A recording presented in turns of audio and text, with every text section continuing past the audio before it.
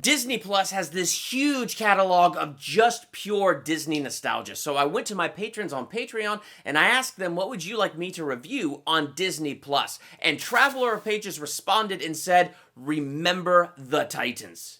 So let's do it.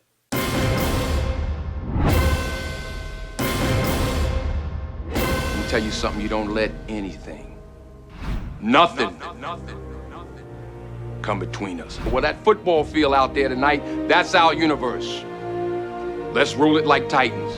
Welcome to Durbania, I'm Durbin, and this is my spoiler talk Disney Plus review for Remember the Titans. This was one of my favorite movies back in the day, which is saying something because I don't normally get into sports movies, because I don't really get into sports. So when I watch sports movies, this is literally what I hear. Sports talk, ball, sports talk, goal. I understand like maybe every other word of what they're saying, but Remember the Titans has this heart that absolutely transcends that for me, where you see this team, the Titans, and they are representative of a house unified. Jesus said a house divided against itself cannot stand. Well, they are the picture of a house unified and the power that comes behind that love and that unification, and it's awesome to see. So this takes place in this small town in 1971 based off of a true story. And so this team is having its first year of racial integration, and it's causing quite a stir and controversy because the pattern of the world is hate, fear, and ignorance. That's the pattern of the world, and we see that on full display at the beginning of this movie. But it does a good job getting you attached to like our two main coaches. Coach Boone, played by Denzel Washington, and he gives just a stellar performance. And so he had just lost a head coach job because of the color of his skin. Because I was passed over for a job that I had rightfully earned. Gave it to a white coach down there, couldn't even tie up his own football cleats. Now you are asking me to do the same thing to this man? So already you see the hardship, but what I like about Coach Boone is the fact that you see his confidence. He knows that even though this is more of a political decision, he's got the qualifications and skill to lead this team to victory. He knows he's qualified, so he has that confidence, but he also has this humility. He's like, this is a weird, bad situation. So he's got the humility, he's got the confidence, and right off the bat, it attached me to that character and made him this really cool, inspirational character. Then you have Coach Yost, and it's really cool too because like you see that this is his Hall of Fame year. He is a staple in this community. He's helped many kids have a future through this football team, and so he's respected. And so the town is kind of mad that he's lost his position, and he's kind of mad too. He's getting ready to leave the team and leave town and be a head coach somewhere else because everybody wants this guy. But the kids all say, we're not going to play if you're not here. And he didn't want them to jeopardize their future on his account. So he stays and becomes the assistant head coach. And so it's really cool to see his heart. And watching Coach Boone and Coach Yost both grow together. So they did a really good job attaching you to these coaches at the very beginning, making you care about them and making you care about their friendship. This movie also does this incredibly powerful picture right in the very beginning. So you have all the kids getting ready to go to the football camp for 2 weeks, but they're all dragging their feet to go because it's the pattern of the world. They're experiencing the hate and the fear and the ignorance. They're feeling it. And as they're getting on the buses, the white kids get on one bus, the black kids get on the other bus, and Coach Boone says, no. He pulls them all off the buses and he says, offense that bus, defense that bus. He's breaking down those walls from the very beginning. But at the camp, one of the coolest things was watching Gary and Julius become friends. And one of the cool things about them becoming friends is one of the times when they're forced to confront each other and forced to talk to each other, they realize that their hate and their prejudice, their fear, it's keeping them from playing the game to their full potential and to their full talent and skill. The stuff that's going on, that this pattern of this world, it's holding them back from playing the best that they absolutely can. Nobody plays, yourself included. That's the worst attitude I ever heard. Attitude reflect leadership, Captain. They're both playing selfishly in their own ways, and when they realize this and they're both confronted with this, they overcome. They end up bonding, they end up becoming friends, and once they overcome, they're able to play to their full potential. And when they came back from camp, total different picture than when they went to camp. They were singing songs together coming back, they were friends coming back. Even the parents were like, what happened over there? Like, they were shocked at the difference.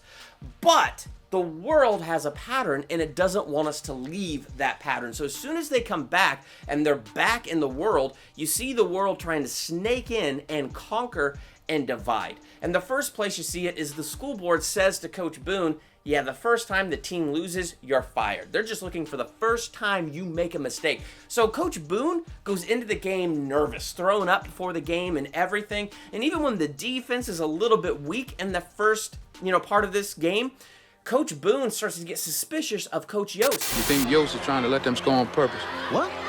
Do you? Oh, come on, huh? See that? That's what the devil, old Snakeface, wants to do. Take advantage of our imaginations and our insecurities and get in there and plant those seeds of division. Because he knows the truth as well as anybody else. A house divided against itself cannot stand, and he's trying to knock this house down, going in there and sowing those seeds of division. But this leads to one of my favorite scenes in the movie. So after the second game, the team realizes their hearts are just not out there on the field like it was when they were at camp, when they got on the same page, when they were in unity. You just ain't called us a meeting tonight. We did. And what's important about that is it was they themselves making a decision that they would renew their minds. They were not going to conform to the pattern of this world anymore. They realized that once they got out of camp, came into this world, it was trying to pull them back into that pattern. And they said, no, we will not conform to that. And they renewed their minds. They renewed their commitment. And I love how they did it. But those who trust in the Lord will renew their strength. See, amen. Amen. That's what I'm talking about. I love that particular verse.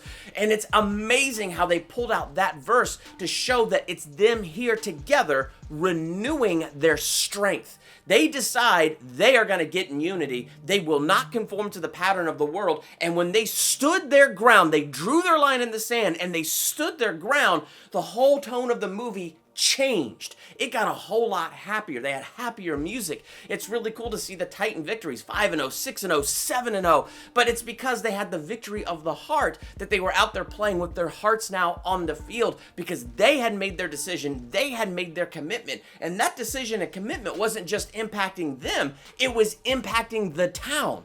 And it was setting the town free of this pattern of hate. And of course, the devil isn't going to take that lying down. What does he do then?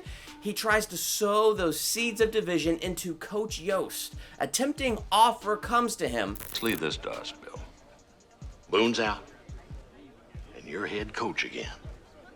And all roads lead to the Hall of Fame. This is a powerful scene to me because when they're actually in that second to last game, the refs are making all of those bad calls so the Titans will lose. They can fire Coach Boone. What we see is Coach Yost facing the temptation of those things he thought he wanted. Till he looks up in the crowd, sees how passionate his daughter is about all the bad calls from the refs, and he realizes what he really wants. You call this game fair, or I'll go to the papers.